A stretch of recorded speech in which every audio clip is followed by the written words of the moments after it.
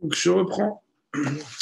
Que B'Ezrat Hashem, le shiur soit dédié pour la tzaddik Amud Bet, la tzedaka d'Am Israël, la tzlaha de nos soldats, et que Baruch Hu nous envoie le shalom et qu'il annule les forces négatives de ceux qui veulent faire du mal au Am Israël. Même si c'est un moment de douleur pour l'Am Israël, que Baruch Hu nous en délivrera. Comme on le sait, donc je vais donner une Gemara d'Aftzadiktet Amud Bet dans le traité de Sanhedrin. Comme on le sait, Matan Torah n'est pas un événement passé.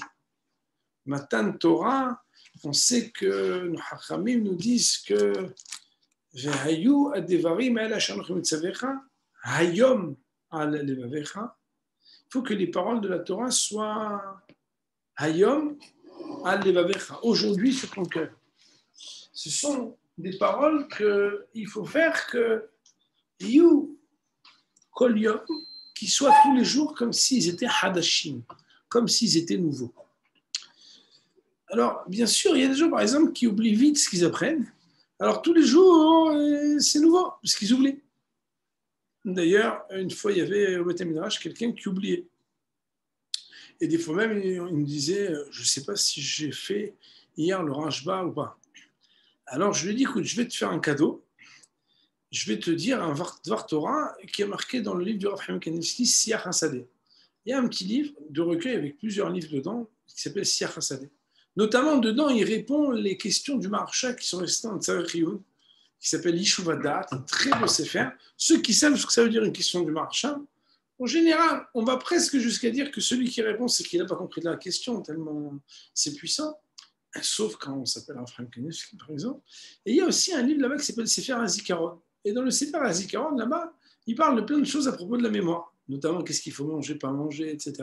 Vous allez me dire, c'est pas trop le style, en général, c'est plutôt des livres de ségoulottes, on parle de ça.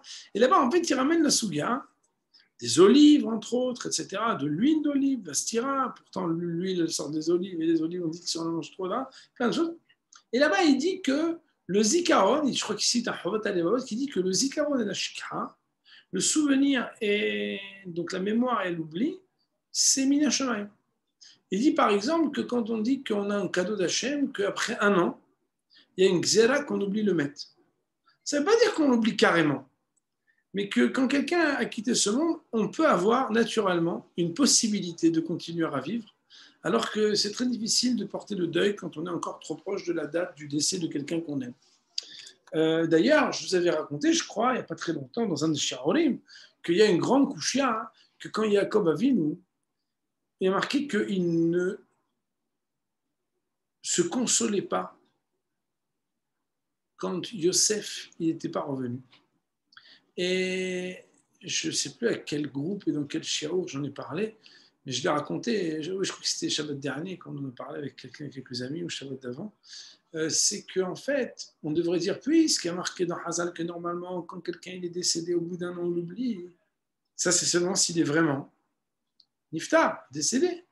Alors Yaakov Avinu, il aurait dû déduire que puisqu'il n'arrive pas à se consoler, c'est une preuve que son fils est encore vivant.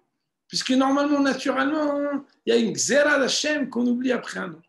Et la réponse que les Hachamim disent sur ce commentaire de Rashi, et sur cette question qui est posée, c'est de dire que c'est vrai. Mais comme ça concerne que les gens normaux, mais les tzadikim, même quand ils meurent, bemitatam nikraim haim, même quand ils meurent, ils s'appellent qu'ils sont vivants. C'est la raison pour laquelle Yaakov Avinu, il ne savait pas. Est-ce que c'est parce que Yosef HaTzadik, il était tzaddik, et que même dans sa mort, il s'appelait encore vivant, et c'est pour ça qu'il ne se consolait pas? Ou est-ce que c'est parce que physiquement, il n'était pas niftar? Et c'est pour ça qu'il ne pouvait pas en conclure des conclusions, parce que son fils, il était Yosef HaTzadik. Le Rav Chaim Kanievski, donc, il dit que c'est un chesed d'Hachem. Il y a des gens, ils oublient des choses pas très importantes, et pourtant, ils n'oublient pas où ils habitent, etc. Et malheureusement, quand on oublie des choses très importantes, alors c'est très, très grave. Et il cite là-bas que puisque c'est un cadeau d'Hachem d'oublier, c'est un cadeau d'Hachem d'oublier, pourquoi? Parce que sinon, un homme, qu'est-ce qu'il ferait? Il n'étudierait que quelques années, et après, comme il se rappellerait de tout, il arrêterait d'étudier. Comme ça, c'est écrit. De là, il dit que les ratis de là-haut, plus tard, après notre vie, on se rappellera de tout ce qu'on aura étudié. C'est la raison pour laquelle certains disent, ou d'autres, que c'est important d'avoir parcouru le chasse une fois. comme il dit un de nos rabbinim, avoir traversé le chasse, c'est bien. Mais que le chasse t'ait traversé, c'est encore mieux. Mais d'un autre côté, étant donné que c'est un cadeau d'Hachem, qu'en une fois, et peut-être même qu'en 2 ou 3 fois, on ne se rappelle pas ni de tout ni de beaucoup, à part, bien évidemment, c'est un cadeau d'Hachem pour pouvoir se rappeler. Alors je le dis, même si des fois tu ne te rappelles pas, quand tu viens en Beth Midrash, sache qu'un jour tu te rappelleras de tout. Je l'ai quand même rajouté pour la petite blague. Si même ce Dvar Torah, tu t'en rappelles pas, alors là, ça ne va pas. Okay. Bon, je ne lui ai pas demandé depuis, est-ce qu'il se rappelle de ce que je devais dire en bataille. Je ne peux pas faire Hazou Shalom, l'oreille rara, je me souviens des choses. Okay. Le texte qu'on va étudier, il m'est très cher parce que pour moi, il est l'éloge au Limoudat Torah et il nous montre combien, si on l'étudie tel que le Rav Wolbe nous donne un éclairage extraordinaire, nous recevons à chaque fois qu'on étudie Be'amal, on reçoit la Torah avec effort. La Gemara nous dit comme ça. Amar Rabbi Tzhak bar Avdimi Maikra Sheneema. Vous n'avez pas cette page-là, vous avez, comme il n'y avait qu'une ligne, je vous ai donné que ça. Amar Rabbi Tzhak bar Avdimi. Rabbi Tzhak bar Avdimi. Maikra. Qu'est-ce que veut dire le verset? Il y a un verset dans Mishlei qui dit Nefesh, et là vous l'avez dans le texte donc ponctué, Nefesh amel amlalo ki achaf alav piyu. Je vais traduire en écorchant, parce que traduire Michelet, c'est toujours écorché.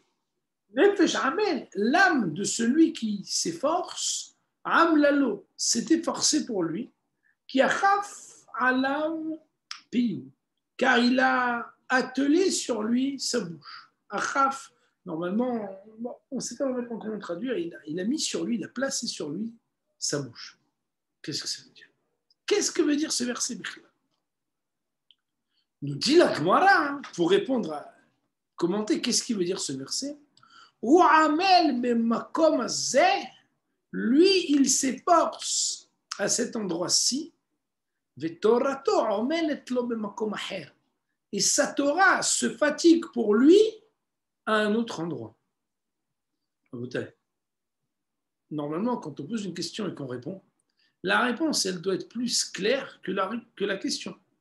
Parce que quand on pose la question, ça veut dire qu'il y a un malaise. Mais normalement, quand on donne une réponse, après la réponse, la personne doit dire « Ah, maintenant j'ai compris. » Mais il y a marqué ici «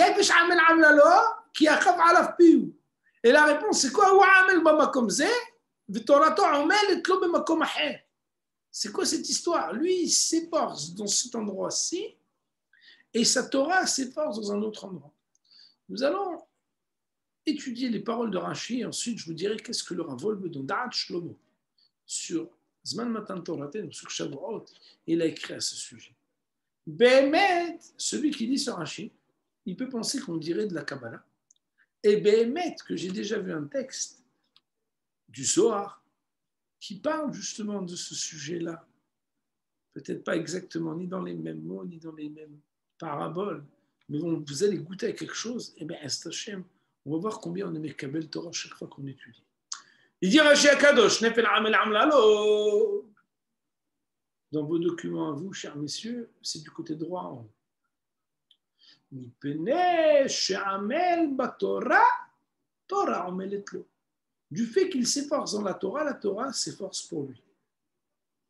C'est un truc qui est bizarre, la Torah, c'est pas un être vivant. La Torah, elle fait des efforts, qu'est-ce que ça veut dire? Qui achaf alav piyu, c'est quoi achaf alav piyu? Car il place ces paroles de la Torah dans sa bouche toujours, qui ochaf she'ala hamor, comme la selle de l'âne. La selle de l'âne, elle est placée comme ça, comme sur le dos. L'ishma harina, autre explication, zamar, c'est quelqu'un qui chante. כלומר, שעסק בשירים ובזמירות תמיד, c'est que comme il s'est toujours occupé à... il est toujours en train de chanter, de fredonner, de répéter, Naasa Azamar, c'est comme ça qu'on devient un chanteur. En répétant les chansons, en chantant tout le temps, on devient un chanteur. Car ahozer à la Torah Naasa l'osdura befiv. C'est comme ça que celui qui reprend et qui recommence toujours la Torah, La Torah, elle est ordonnée dans sa bouche. D'ailleurs, Moraï Verabotai, la Hazara, la répétition de la Torah, est une des bases et des fondements de l'étude. Je me rappelle une fois, il y a de longues années, ça fait maintenant 18 ans, nous avions voyagé en France parce qu'il y allait avoir la naissance de notre deuxième fille. Et quelqu'un m'a prêté un appartement et quelqu'un m'a prêté une voiture. Et le gars, il m'a prêté une belle BM. Et moi, j'étais gêné. Je lui ai dit, écoute, je suis désolé, je suis un peu gêné. T'as pas un truc un peu plus simple, quoi. Il m'a dit, ah non, non, j'ai que ça. Et une BM 5 portes et tout. Je suis dit, bon. Et je n'avais pas compris pourquoi. Je me suis dit, bon, Matine, encore.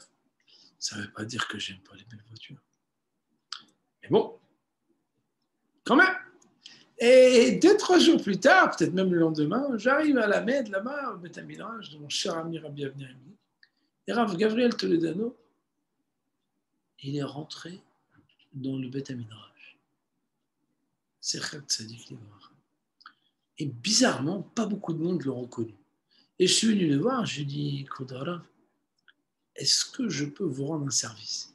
Il m'a dit oui. Et il était venu à l'époque pour les 30 jours du docteur Tepstead. On peut dire Tzadik Livracha, c'est un Talmidei Chacham. Et il était venu pour parler. Et il m'a dit, il y a des gens que je dois voir à Paris. Je lui ai dit avec plaisir. Je lui ai demandé, est-ce que ça passe avant le Limoud de Torah? J'avais prévu d'étudier. Il m'a dit oui. Je lui ai dit, on pourra parler de Limoud? Il m'a dit oui. Et je suis rentré dans la voiture comme ça. Et je lui ai dit, Claude Harard, je dois vous dire quelque chose.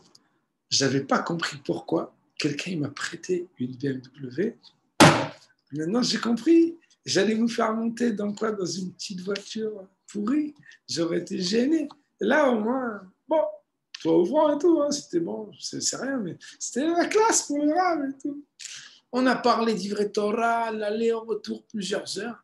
Et je lui ai dit, Kvod Harav, pourquoi les Batim, ils ne font pas Hazara? J'enseigne le Baal Batim depuis des années. Ils ne font pas Hazara, ils ne révisent pas. Il m'a dit oui.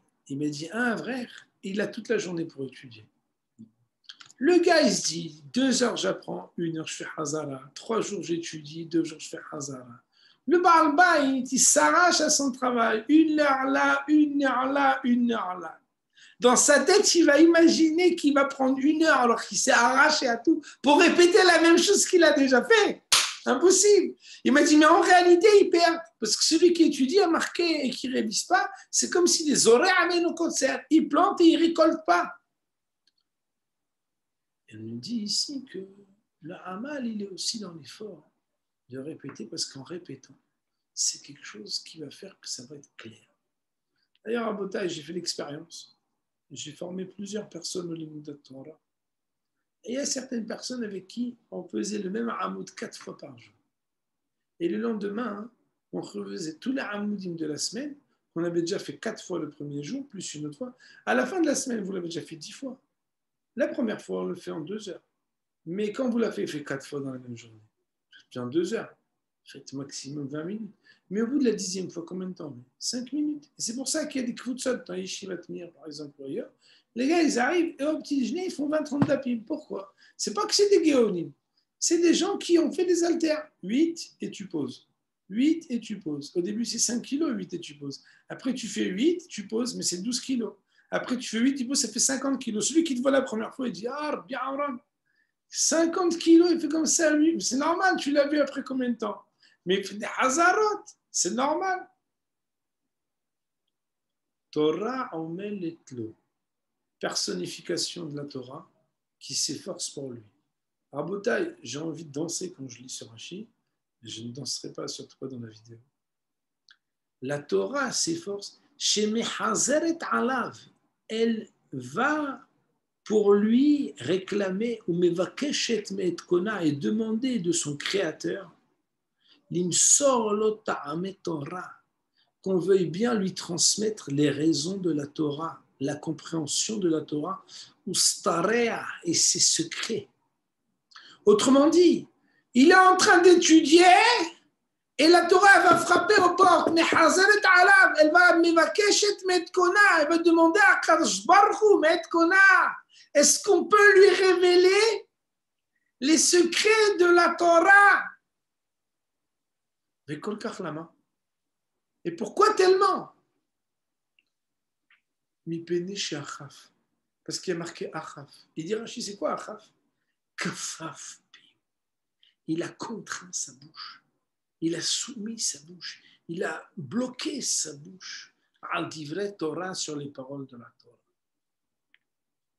Ce Rashi, Omer Darsheni, il nous réclame d'expliquer qu'est-ce qu'il écrit ici. C'est quoi cette magie bizarre? L'homme, il y a lui et il y a sa Torah. Lui, c'est fort, sa Torah, c'est fort. C'est quoi ces trucs bizarres, mon rêve Rabotai? C'est des histoires de Kabbalah ici. Mamedabri.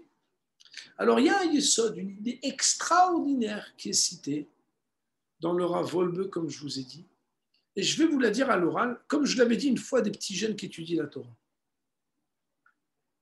Normalement, quand on lit un livre de maths avec un exercice, il y en a qui aiment bien les mathématiques ici, tu comprends, tu comprends.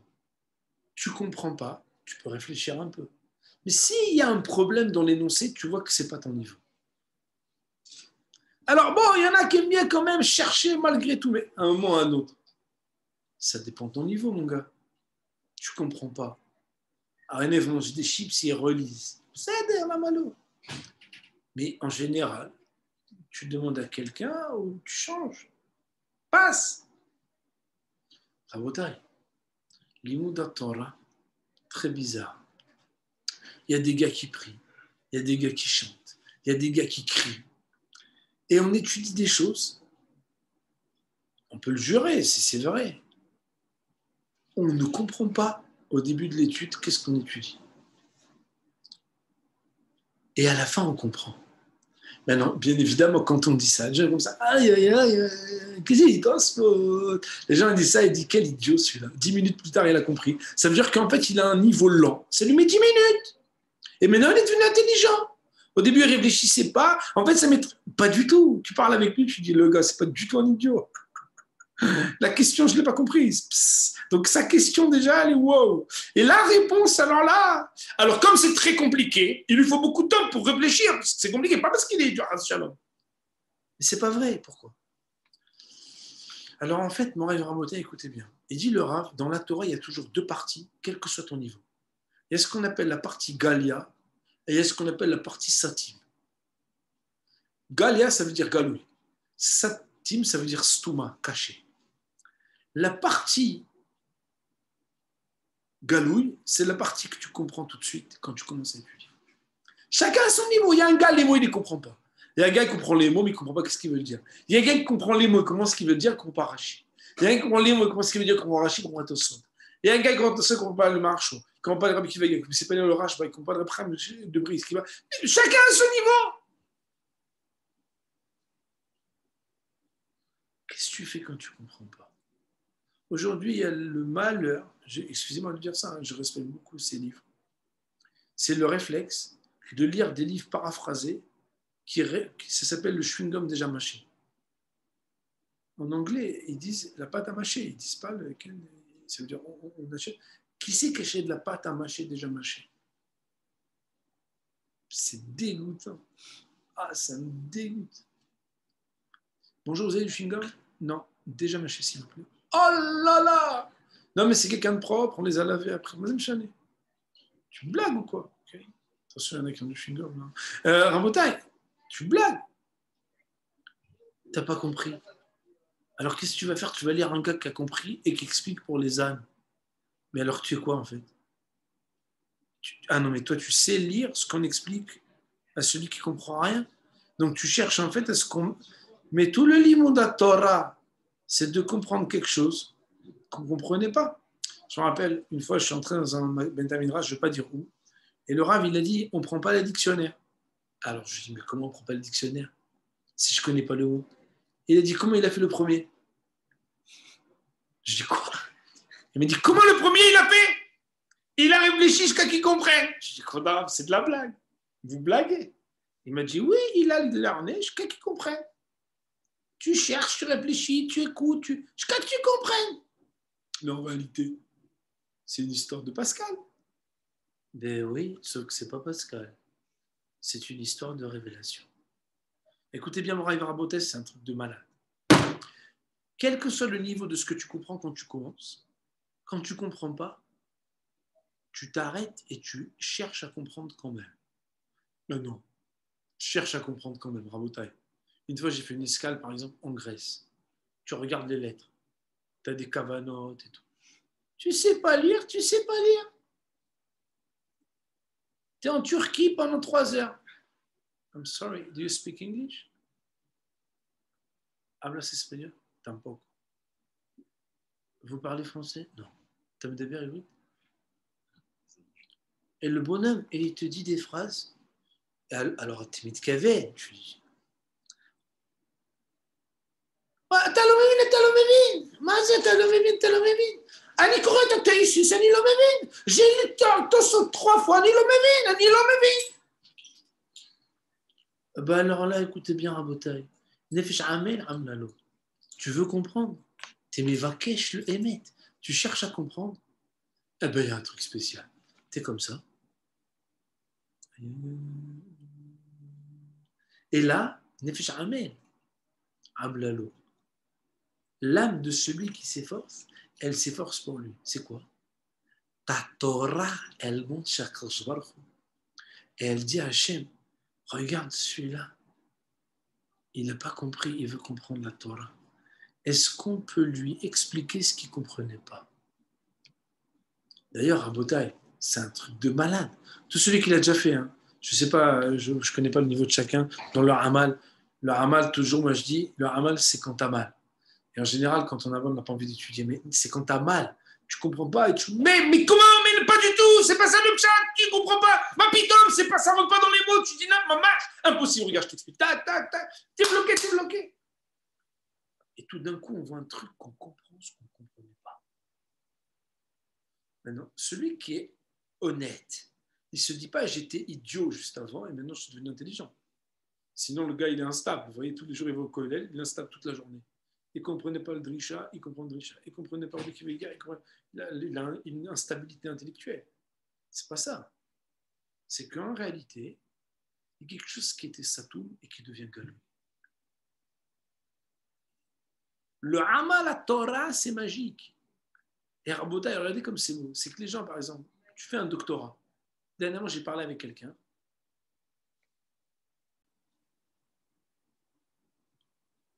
Ça ne s'explique pas l'expérience du Limon de Torah.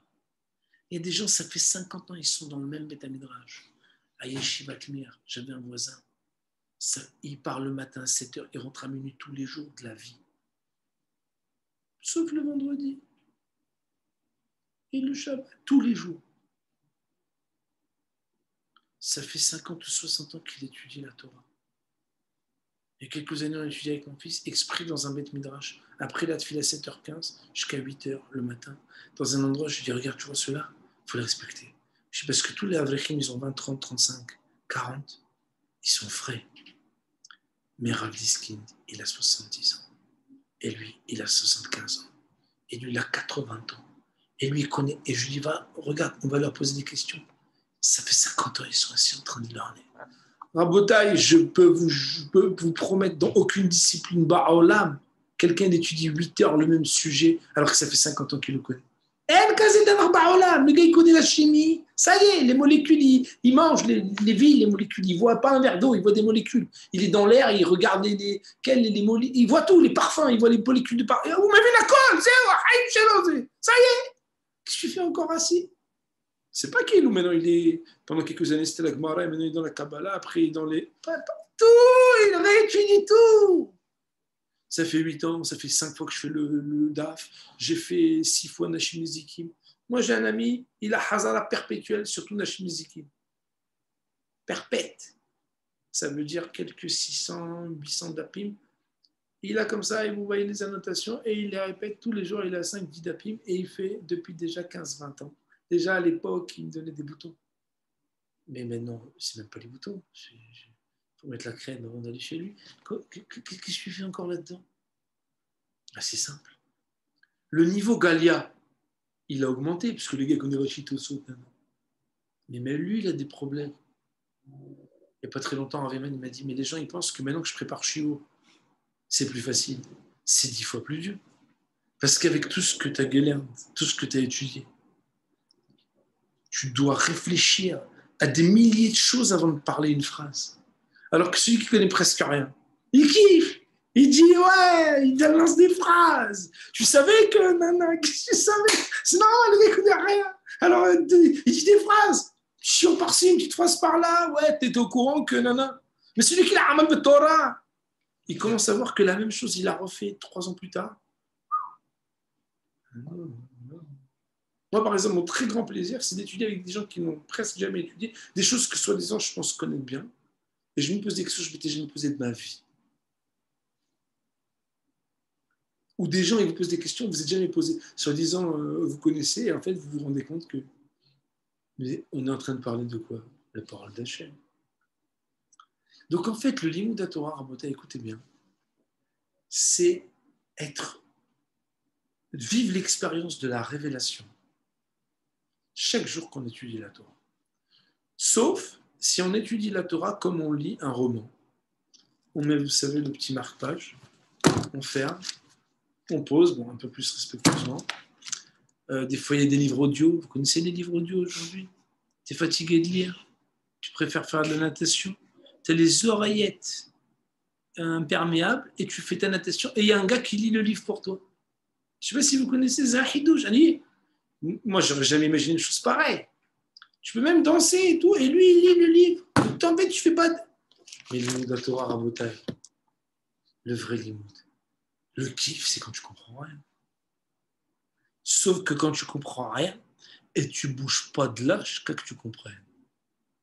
Vous comprenez? Zenikra Amal Torah. Hidouche de la Torah, c'est que là où tu commences à avoir des problèmes, c'est là où commence l'effort.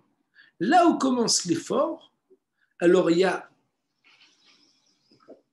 Torah To'omeletlo, ta Torah elle est bemakom aher. Ça veut dire les mots, je relis les mots. Ou amel bemakom zé, il est en train de s'efforcer ici. On essaie d'étudier, on dit qu'est-ce qu'il y a marqué dans Rashi? Sa Torah elle monte et elle dit Hachem, est-ce qu'on peut lui révéler quelque chose?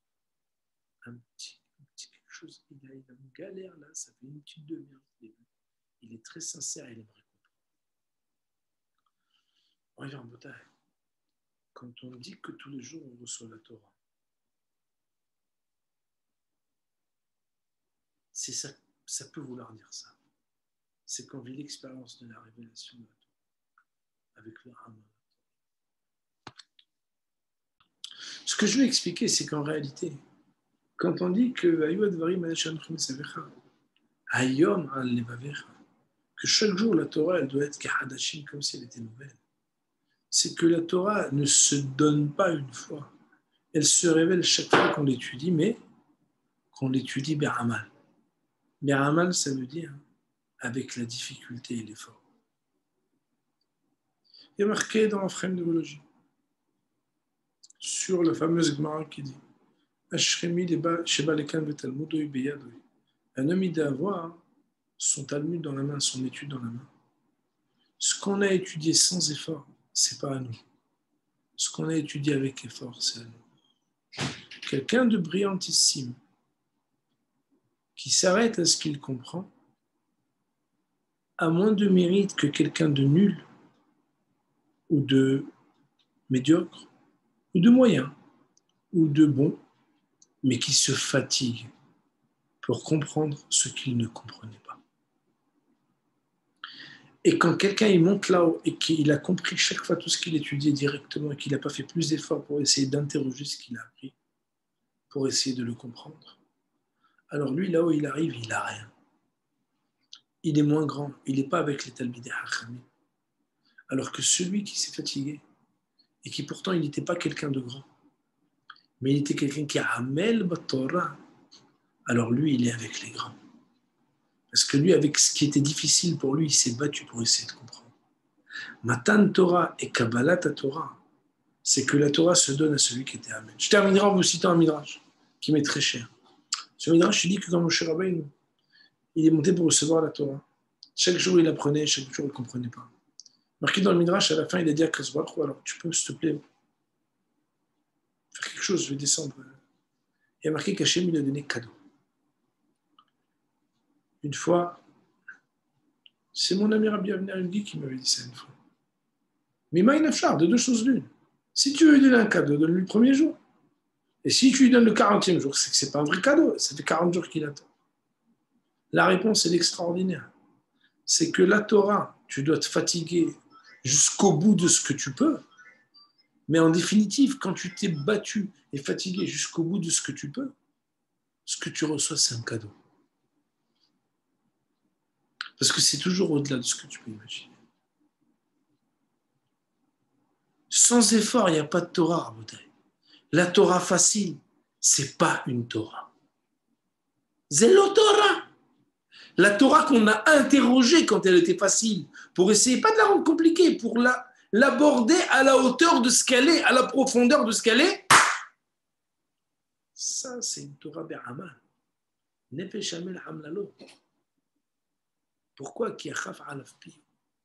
Celui qui se fatigue, qui est là. Ah! Donc, on répète. Qu'est-ce qui a marqué? Mais, attends, j'ai une question quand même. La question, elle saute toujours parce qu'on est dans une parole qui est infinie. C'est la révélation de ce qu'Akadosh Baruch Hu dit. Mais mail, là, automatiquement. Purée, c'est vrai, j'avais pas vu ça. Attends, on répète, c'est pas possible. Et on reprend, et on reprend. Et il se révèle quelque chose.